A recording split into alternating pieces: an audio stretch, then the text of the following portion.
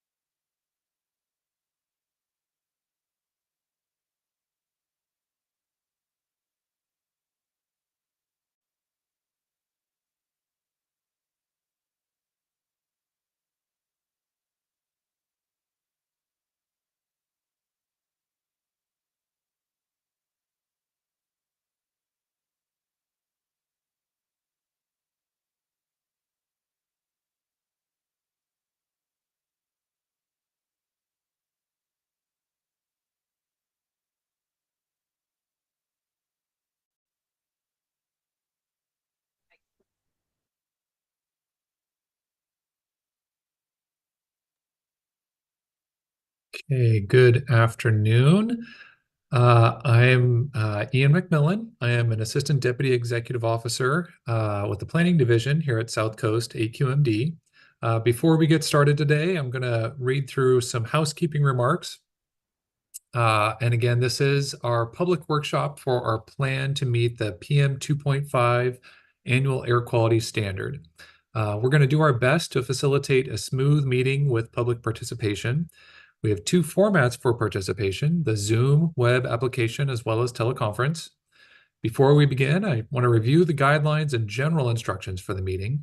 We ask that everybody please silence your other communication devices, such as your cell or desk phone. This will ensure that we're not hearing any feedback or causing interruption during the meeting. This meeting is being translated into Spanish. To watch or listen to this meeting in the language of your choice, click on the globe icon labeled Interpretation at the bottom of your screen. From there, select the language of your choice. After you select your language, if you hear both languages at the same time, please click Mute Original Audio. For those participating by phone, if you wish to hear the meeting in Spanish, please use the phone number and meeting ID number posted on the agenda. I'm also going to pause right now for the translators to come in on the English channel. Thank you. Buenas tardes, bienvenidos a esta sesión. Vamos a dar algunos avisos acerca de cómo va a funcionar el idioma y el audio. Primero que nada, se solicita que todas las personas silencien sus dispositivos, ya sea el teléfono celular o cualquier teléfono que tenga en su escritorio, para evitar la retroalimentación y la interrupción a esta sesión. Esta reunión se está transmitiendo en interpretación simultánea al español. Para poder escucharla en ese idioma, haga clic en la parte inferior derecha de pantalla donde está el globo terráqueo, donde está el letrero de interpretación.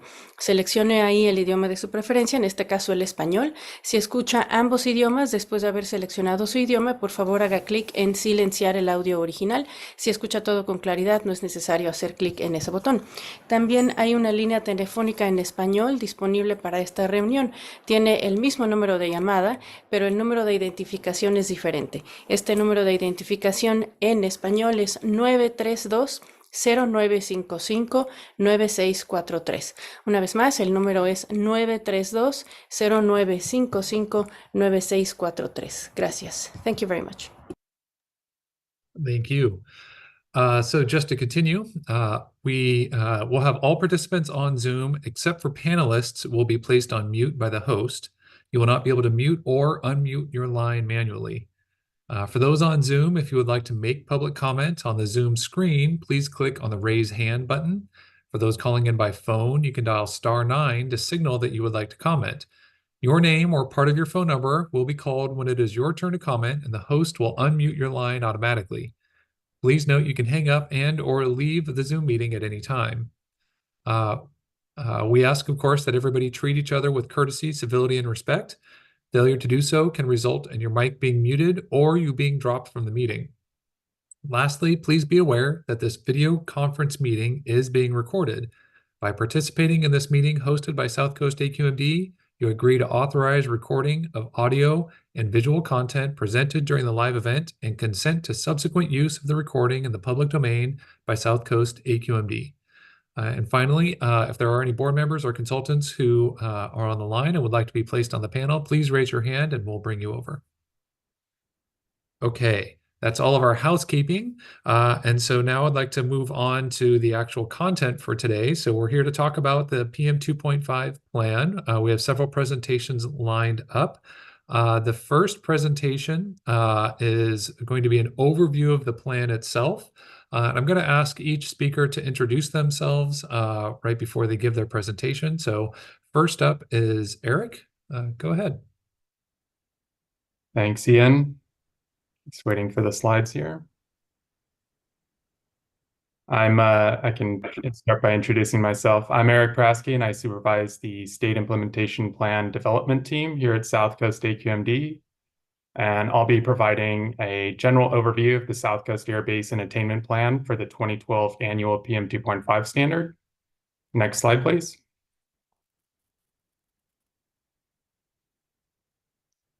The South Coast Air Quality Management District is the local air pollution control agency responsible for the South Coast Air Basin and Coachella Valley. Our jurisdiction encompasses all of Orange County, as well as portions of LA, San Bernardino, and Riverside counties. We are the largest of 35 local air agencies in California, as well as across the rest of the nation. And we have over 17 million residents in our jurisdiction. In terms of responsibilities, we regulate emissions primarily from stationary sources with limited authority over mobile sources. We develop and implement plans to meet national air quality standards. We permit and inspect over 28,000 businesses and administer over $100 million of incentive funding annually. Next slide, please. So as many of you are likely aware, our region has historically suffered from some of the worst air quality in the United States. Despite significant progress that's been made over the past several decades, our residents still breathe the worst ozone in the nation and among the worst fine particulate matter, or PM2.5 levels in the nation. Next slide. In this presentation, I'll be providing background on PM2.5 as well as air quality trends in the South Coast Air Basin. Next, I'll discuss the proposed control strategy for the PM2.5 plan. Then I'll be discussing how we demonstrate attainment based on implementation of that control strategy. And I'll be wrapping up with next steps and the public process. Next slide, please. PM2.5 is defined as particulate matter less than 2.5 microns in diameter. It's so small that you can't even see it, but just for frame of reference, beach sand is about 90 microns in diameter, and the width of a human hair is about 50 to 70 microns. And because PM2.5 is so small, it's able to penetrate our body's defenses, end up deep in our lungs where it can cross into the bloodstream and cause all kinds of adverse health effects, including premature death, asthma, lung cancer, metabolic diseases, as well as cognitive diseases such as Alzheimer's. And because PM2.5 is so toxic, and especially because it's linked to premature death, exposure to PM2.5 drives the majority of public health costs due to air pollution in our region. Next slide, please. So as I already introduced, we'll be talking about the 2012 annual PM2.5 standard. The level of that standard is 12 micrograms per cubic meter. The South Coast Air Basin is classified as a serious non-attainment area for this standard with an attainment date of December 2025. There are also a few other PM2.5 standards. There's the 1997 annual standard set at 15 micrograms per cubic meter. The South Coast Air Basin attains this standard, and we actually have attained it since 2013. There's the 2006 24-hour PM2.5 standard at 35 micrograms per cubic meter, for which we are also in serious non-attainment, and the attainment date was last December. We actually are very confident that we met this standard by the attainment date based on the monitoring data. And then there's a new standard that EPA just finalized a few months ago. This is the 2024 annual PM2.5 standard. They lowered the level from 12 down to 9. We currently don't have any planning requirements associated with this standard. However, we do expect that EPA will designate us as a non-attainment area in 2026. And we would likely be looking at an attainment date in 2036 with the potential to request an extension to 2041. Next slide, please. So this graph here is showing PM2.5 levels in the South Coast Air Basin over the past 2 decades. As you can see, significant progress has clearly been made. However, there has been a bit of a leveling off in recent years. Shown in the horizontal lines are the levels of the various annual PM2.5 standards. So there's that 1997 standard in the red line for which we are in attainment. There's the 2012 standard in the orange line, and currently our levels are about 1.5 to 2 micrograms per cubic meter higher than that, the level of that standard. And then shown in the dashed yellow line is the level of the 2024 PM2.5 standard. As you can see, we will have substantial challenges meeting this standard, as will many other air districts throughout California, as well as across the rest of the nation. Next slide, please. So we're talking about the 2012 standard today. And there are actually only 2 classifications for PM2.5 non-attainment areas. There's moderate and serious. And so we are serious, and essentially that just allows us the most amount of time to meet the standard. I won't be discussing the Coachella Valley in this presentation, as it is in attainment of the 2012 PM2.5 standard. Next slide. So South Coast AQMD developed an attainment plan for the 2012 PM2.5 standard and included it in the 2016 AQMP. That plan demonstrated attainment by 2025, and we submitted it along with the rest of the 2016 AQMP to EPA in 2017. However, EPA did not act on that plan for several years, and in that time, some new monitoring data from near-road monitors became available and eligible for consideration in attainment demonstrations in plans. And so when EPA finally got around to acting on our plan in December of 2020, they requested a supplemental attainment demonstration for the near road monitors. Due to challenges associated with demonstrating attainment at the near road monitors, the submitted plan was withdrawn in 2023 to avoid potential disapproval by EPA. So that withdrawal triggered the need to develop a revised attainment plan, and we actually do have to submit that prior to December of this year to avoid stationary source permitting sanctions. Next slide, please.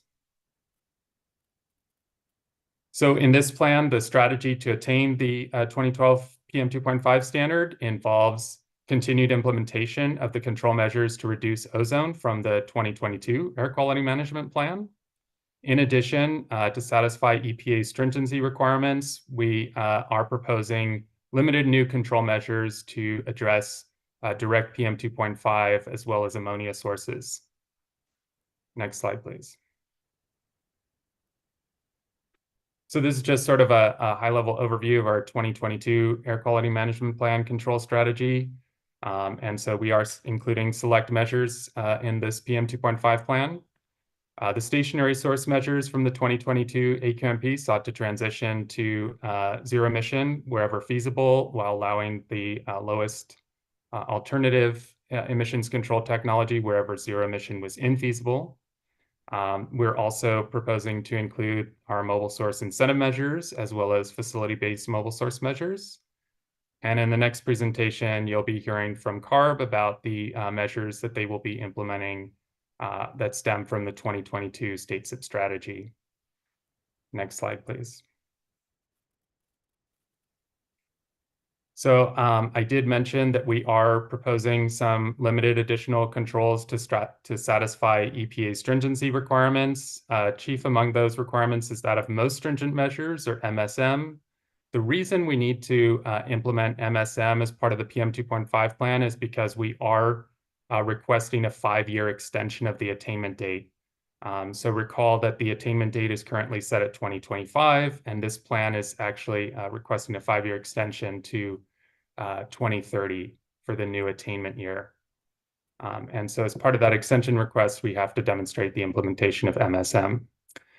MSM essentially requires us to demonstrate that our rules are at least as stringent as those in any other air district or state.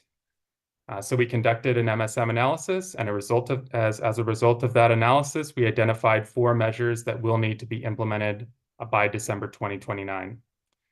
The first measure involves Rule 445. This is our wood burning curtailment program, commonly referred to as check before you burn. We are proposing to remove the low income exemption while retaining the sole source of heat exemption. The next measure is looking at Rule 1138. This is our commercial cooking rule. We are proposing to lower the threshold to require catalytic oxidizers for chain-driven charboilers. We're also looking at Rule 223. This is our large confined animal facilities permitting rule, and we are proposing to lower the thresholds for dairies and poultry farms to match the thresholds in San Joaquin Valley. And then finally, we have a measure that proposes requiring composting of chipped and ground green waste prior to land application. Next slide, please. So now I'll segue into discussing our attainment demonstration, but first I want to spend a little time giving some background on how we conduct attainment demonstrations. So the process begins with development of a comprehensive emissions inventory of all stationary and mobile sources within our jurisdiction. And so generally we have a base year. So in the case of this plan, the base year is 2018. And so then we feed that 2018 emissions inventory into our air quality model, which is able to simulate PM2.5 concentrations. And then we look at our attainment year. In the case of this plan, it's 2030.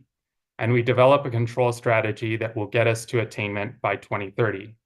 And then we look at the control measures in the plan, and we apply the reductions that we expect from implementation of those control measures to the emissions inventory.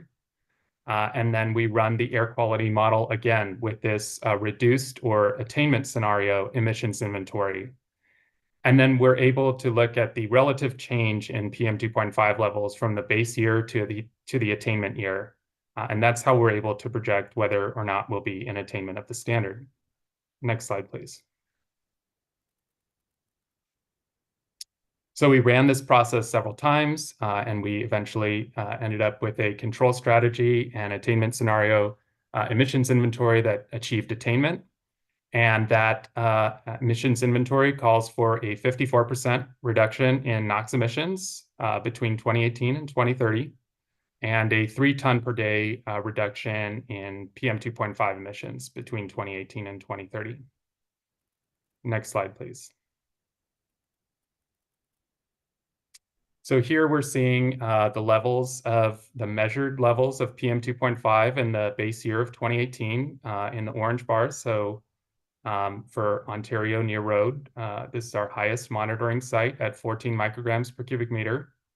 And then we conducted that modeling analysis and looked at the ratio of the future to base year PM2.5 levels. And we project that it will be well in attainment of the standard with a design value or PM2.5 level of 11.6 micrograms per cubic meter in 2030. Our next highest site in 2018 was Mira Loma at 13.5 micrograms per cubic meter, and it is also expected to be in attainment of the 2012 PM2.5 standard. The other sites here shown, Long Beach Near Road, Compton, and Riverside, are the sites that also exceeded the standard in the base year, and they are also expected to be in attainment, as are all other monitoring stations across the South Coast Air Basin by 2030. Next slide, please. The process to develop this PM2.5 plan began in spring of last year when we convened our advisory groups. The advisory groups met periodically between spring and fall. We then continued development of the plan, and we released the draft on March 22nd. We're currently in the public review and comment stage, which is why we are holding the regional public hearings. And within the next week or so, we will be releasing a draft of the socioeconomic impact assessment. And then our board hearing to consider adoption of the PM2.5 plan will be on June 7th. Should our board choose to adopt the PM2.5 plan, it will be transmitted to CARB for approval and subsequent submittal to EPA for incorporation into the state implementation plan. Next slide. So I already touched on a lot of content on this slide. This is about the new 2024 PM2.5 standard that was lowered from 12 down to 9 micrograms per cubic meter. And in 2026, we expect that EPA will designate us as a non-attainment area, and we will be developing a new plan. And that plan will be looking at attainment in 2036 with the potential to request extension to 2041. And that plan will be due to EPA by August of 2027. We do know that the 2022 AQMP NOx strategy alone will not be sufficient to meet this standard. And so meeting the standard will involve substantial additional controls, especially on direct PM2.5 sources. Next slide, please. So we are holding a total of 4 regional public hearings. We've already held 2 this week, and we're currently holding the meeting for Orange County. And then we'll be wrapping up with our final hearing next Wednesday at the Dollaride Community Center in Compton for LA County. Next slide, please. All supporting documents, as well as including copies of this presentation and PM2.5 plan chapters and appendices, are available on our website. You can also scan the QR code on this slide to be taken directly to the site. Next slide, please. The deadline to submit written comments for consideration and incorporation into the staff report is Tuesday, May 7th. So we ask that you please submit those comments via email to aqmpteam@aqmd.gov. If you have inquiries specific to the PM2.5 plan, please direct those to Dr. Sang-Mi Lee. For inquiries specific to CEQA and socioeconomic impacts, please direct those to Barbara Redline. Next slide, please. In summary, we've developed a draft attainment plan for the 2012 annual PM2.5 standard. which demonstrates attainment by 2030 in the South Coast Air Basin. The plan relies on continued implementation of the 2022 AQMP NOx strategy with limited additional controls to satisfy EPA stringency requirements. Public hearing will be on June 7th. And as I just noted, we will be developing a new plan to address the 2024 PM2.5 standard. Next slide. So we encourage you to sign up for our newsletter to receive updates. You can do so by visiting the website shown on this slide. And we ask that you tick the box or check the box for AQMP SIP interested parties. All right, that concludes my presentation and hand it back over to Ian. Great. Thank you very much, Eric. Appreciate you walking through the presentation with an overview of the plan. I want to open it up now to see if there's any questions or comments on that first agenda item. And again, you can press the raise hand button on the bottom of your screen or *9 if you're calling in. Okay, seeing none, let's go ahead and move on to our second agenda item. This is going to be from CARB. And Ariel, if you can introduce yourself and then provide the presentation. Thanks, Ian. I cannot turn on my video at the moment. I don't know if you guys are concerned about that. It says the host has stopped it, if we want that. Let's keep going for now. Okay.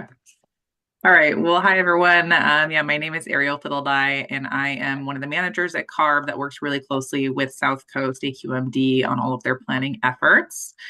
So I am going to give an overview today of CARB's measures that are being included in this control strategy for this PM2.5 plan and our emission reduction commitments that we're planning, as well as touching on our most stringent measure analysis for the CARB sources. Next slide. So like AQMD, CARB's reductions that are being included in this PM2.5 SIP are based on measures that were from our plan developed over the last few years for the 70 part per billion ozone standard.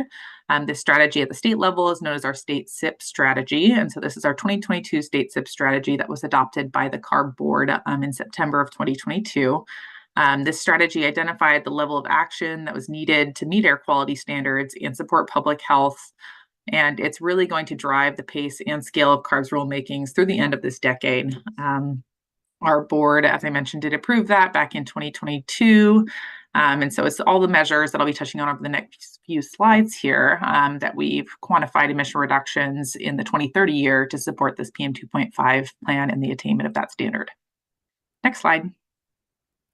So this slide here just summarizes all the measures from this state SIP strategy that are going to be included in this PM2.5 plan, all the ones that we anticipate are going to be able to achieve emission reductions by this 2030 attainment year. As you can see here, this breaks them up into a few different categories: our on-road, off-road equipment, and then primarily federally regulated, along with one in our other bucket here. Some measures that are listed here on this slide and we're committed to in our state SIP strategy have already been adopted as regulations by the CARB board. And so the asterisk on the line items here identifies those. A couple of those I do want to mention specifically are Advanced Clean Fleets regulation in the on-road category and our in-use locomotive regulation in the primarily federally regulated category. Those are really monumental regulations adopted by the CARB board both last year in 2023. And our Advanced Clean Fleets regulation, it's going to ensure heavy-duty trucks are turned over to zero-emission vehicles over the course of the next 10 to 15, 20 years via fleet requirements. And then the in-use locomotive regulation uses mechanisms available under CARB's authority to accelerate adoption of cleanest technologies available in the locomotive sector. And that includes pushing to zero emission where available. We also have many other regulations that are currently undergoing their regulatory processes. And so a number of those in the off-road space, as well as one for zero emissions standard for space and water heaters, which is the one in our other category there. So yeah, lots of measures, and we're working on many of these right now and a few more to still start their processes over the next few years. Next slide. This slide here just summarizes that same list of measures and their schedules that we were planning for both board hearings, board consideration, and then the implementation and when that will begin. So the purple stars again indicate the measures that have been adopted, their adoption years, and then the gold stars indicate the ones that are still to be adopted in the future and the planned year that we are planning to take those to the board for consideration at CARB. And then the dark blue square there indicates the planned year that we will begin implementation of each program. Next slide. So this was specifically addressing the measures that have already been adopted by the CARB board as regulations. So each of the measures here are, really critical efforts, including those ones I've already mentioned for advanced clean fleets and in-use locomotive. And we've quantified emission reduction benefits for them, both all for NOx and oxides of nitrogen, direct PM2.5, and ammonia, as those are the pollutants that are relevant to this PM2.5 planning effort. So these are going to provide significant emission reductions, and those are reductions that weren't accounted in the baseline emissions inventory prior to the development of this plan. So we have accounted for them in a kind of adjusted baseline, and we are showing those here. Next slide. And then this table here shows the suite of measures that have still to be adopted, our remaining commitments for future years. So this does include one measure actually from the 2016 state SIP strategy, which was developed obviously a number of years back. And that's actually going to the CARB board in the next few months. And that's our zero emission forklift regulation. And then again, the remaining list of measures from the 2022 state SIP strategy that I've shown in the last few slides, and all the emission reduction benefits that we've quantified and have been included in the attainment demonstration for this plan. And so the grand total on the bottom there is what we will be proposing to the CARB board for our emission reduction commitment to support attainment of this PM2.5 standard. Next slide. In addition to evaluating our STIP measures to identify those needed to support attainment, as Eric discussed, we also did analyze our entire control program to satisfy most stringent measure requirements for the PM standard. As Eric mentioned, this is a level of stringency, the most stringent measures that is required because we are requesting a 5-year extension of the attainment date, and it is a level that is beyond reasonably available control measures and best available control measures. It is the most stringent of the levels. And as some people may know, CARB does have an authority under the Federal Clean Air Act, which no other state has, to set standards for mobile sources that are more stringent than the federal government. So we have over our history really maximized utility of this unique authority, continuing to push progress and programs forward and set more stringent standards. And so as such, we've been able to demonstrate in the past, and again, with this plan, have demonstrated that our programs are at the level of MSM, most stringent measures. So our analysis complements South Coast AQMD's analysis. And of course, we're looking specifically at our categories, and we compare the control measures currently being implemented by CARB to those being implemented in other jurisdictions, other states. And we also do include discussion of our state SIP strategy measures, including some discussion of potential measures that were public measure suggestions raised during our public process for the state SIP strategy. So each mobile source category is broken into 3 kind of sub-elements: new vehicle and engine standards, in-use emission controls, and then fuels. And our conclusion of this analysis did find that CARB's current control programs for each category meets MSM requirements. So that is pretty much summary of the CARB controls as it pertains to this plan. Turn it back to Ian. Great. Thank you so much, Ariel. Really appreciate Really appreciate all the work that we get to do with CARB. Thank you again for that presentation. I want to open it up again in case there's any questions or comments on this agenda item on CARB's measures. Feel free to raise your hand. I do see we have one hand raised. Laura Hayter, do you have a question or comment? Yes, does the oil industry have to have the most strict standards also? And what's being done? What are the emissions from the various stationary oil facilities and pipelines? So I can maybe take the first crack at this, and I'll see if any of my staff also wants to weigh in. So all controls or all sources need to have most stringent measures in place. It doesn't mean that we aren't going to continue to regulate and continue to find new reductions, but we do need to demonstrate most stringent measures across all categories, I believe. And I see Eric has popped on. I'm not sure if any clarification needed here. I think you covered it well, Ian. Yeah, most stringent measures does not exempt any category. We have to look at everything under our authority. Great. And then you also had a question about the level of emissions in that sector. We do have in the PM 2.5 plan itself, we have a lot more information about emission inventory for all of the different sectors of emissions. So feel free to go ahead and look in there. And if you have questions, feel free to reach out and we can help maybe point you to where you can find more specific information. But we have a lot of detailed information in that plan itself. Did that answer your question, Laura? Thanks. Yeah. Okay, great. Thank you for that question. I don't see other hands raised at this point. So I think we're going to go ahead and continue along with our show today. So we have another presentation up. This is going to be an overview of the socioeconomic impact assessment.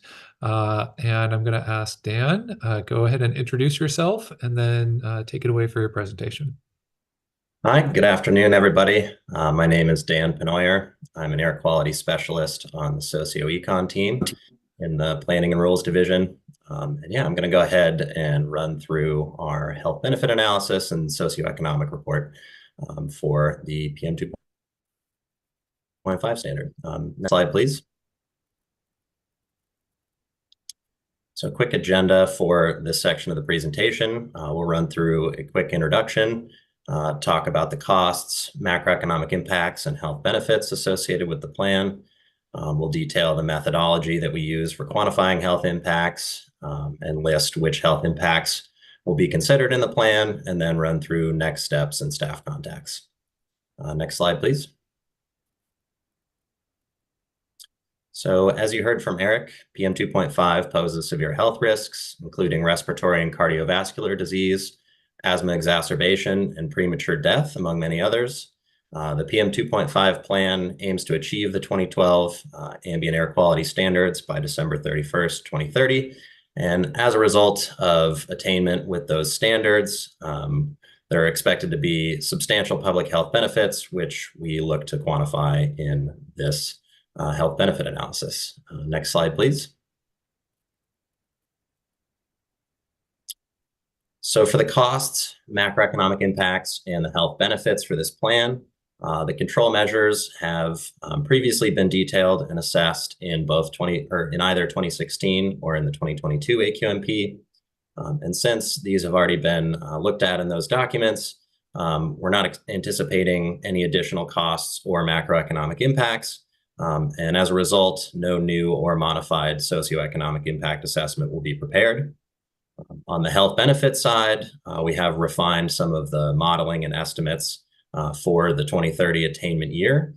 And so we are presenting an analysis of the health benefits that we are expecting to accrue from this plan. Next slide, please. So the methodology that we use to estimate these health benefits involves using a software called the Environmental Benefits Mapping and Analysis Program, or BENMAP, which was developed by US EPA and used by regulators around the world. So we take a few inputs for BENMAP.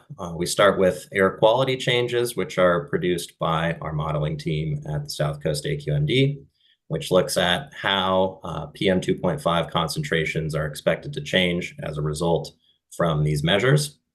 We overlay that with population and incidence data, so we know how many people are being exposed to different levels of PM2.5 air quality improvements. And finally, we combine that with epidemiological studies, which are concentration response functions, which are created from the epidemiological literature that studies how PM2.5 concentrations impact various health outcomes. And so combining these three things in the BenMap software, we are able to estimate the health benefits from the PM2.5 plan. Next slide, please. The health impacts that we'll be considering include avoided premature deaths, avoided incidences of asthma, avoided hospital admissions and emergency department visits, and everything else that you see detailed on this slide here. Next slide, please. We are aiming to release the health benefit analysis as Appendix 7 of the PM2.5 plan on or before May 7th. And if you have any questions, comments, or concerns in the meantime, please feel free to reach out to any of us. Our contact information is on this slide. And with that, I think I'll turn it back over to Ian. Great, thank you, Dan. Appreciate walking through those slides. Again, I'll open it up to see if there's any questions or comments on the socioeconomic impact assessment overview that we just described. So again, if you wanted to ask any questions or make any comments, you can raise your hand with the button on the Zoom screen or press *9 if you've called in. Okay, so I think we're on to our final presentation for this discussion of the PM2.5 plan. So Javar is here and she's going to talk about the CEQA analysis. So Javar, go ahead and introduce yourself and let's hear your presentation. Thank you, Ian. Hi, everyone. My name is Javar Afshar. I'm an air quality specialist with South Coast AQMD, and I will be going over the CEQA or California Environmental Quality Act of this presentation. So CEQA is a state law that requires the state and local agencies to identify the significant environmental impacts of projects and to avoid or mitigate those impacts if feasible. Its main purpose is to disclose to public and decision makers about the potential environmental effects of proposed projects. Next slide, please.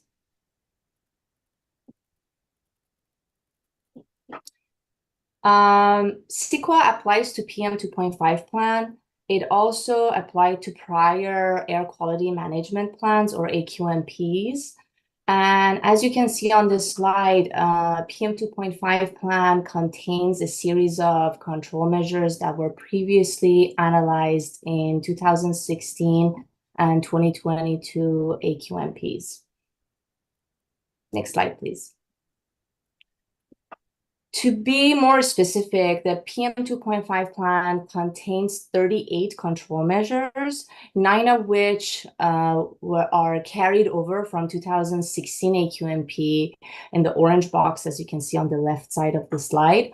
And to the right, as you can see, 27 of them have been carried over from 2022 AQMP.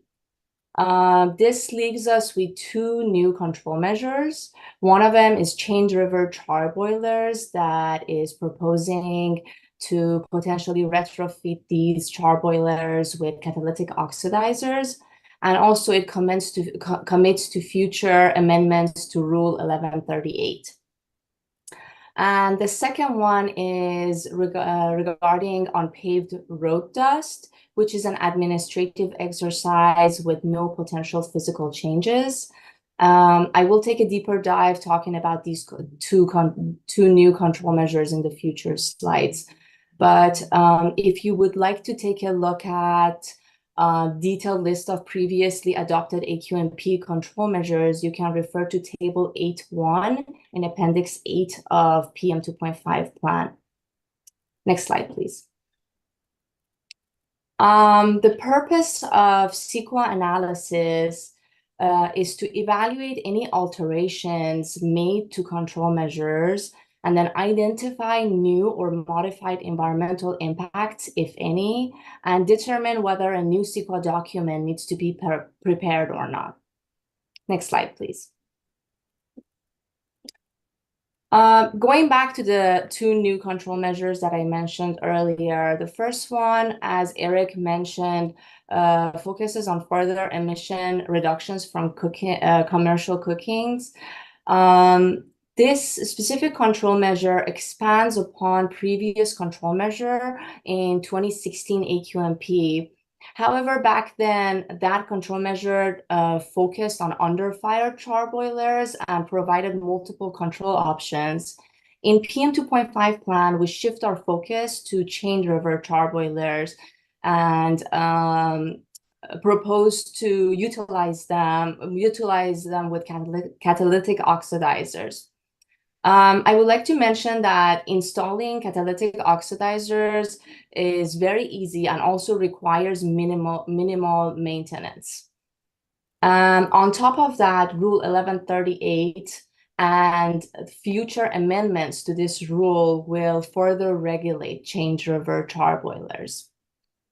All of these changes will result in improving operational air quality impacts by greater reductions in PM2.5 emissions, and overall environmental impacts are expected to either mirror or be less severe than those previously assessed for under-fire char boilers and also in our previous CEQA documents.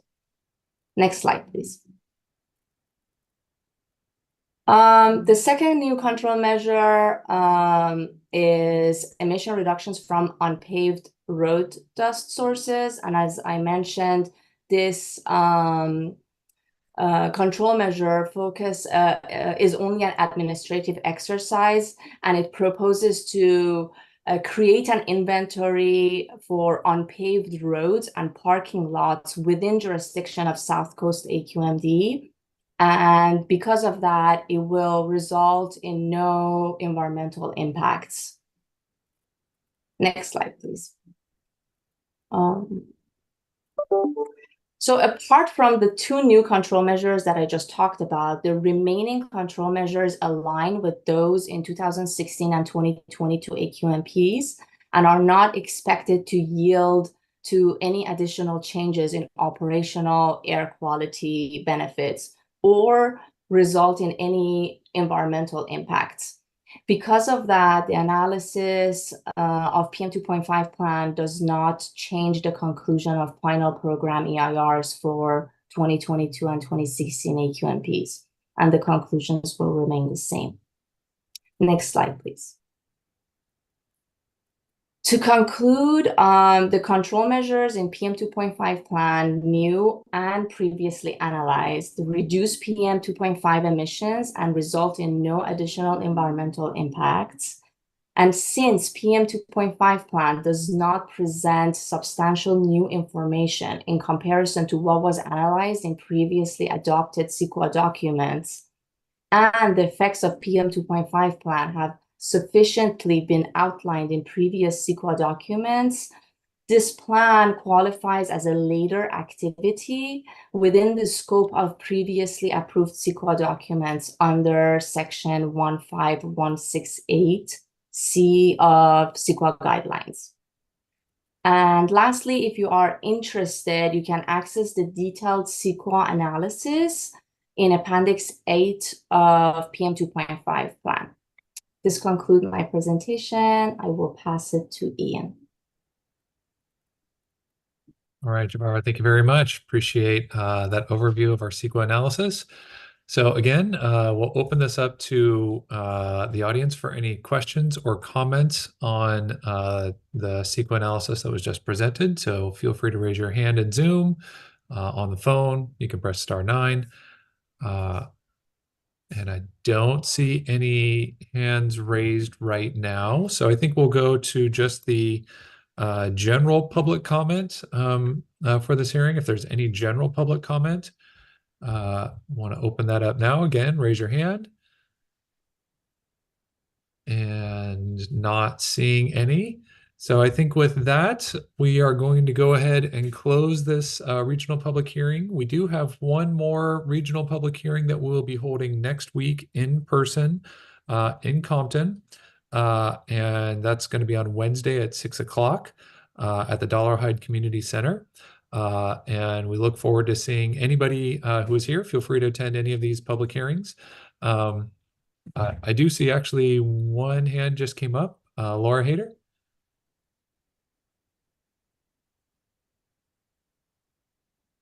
About the carbon dioxide pipelines, has there been a leak, and did that affect the emissions that much? What effect did it have on the total carbon emissions?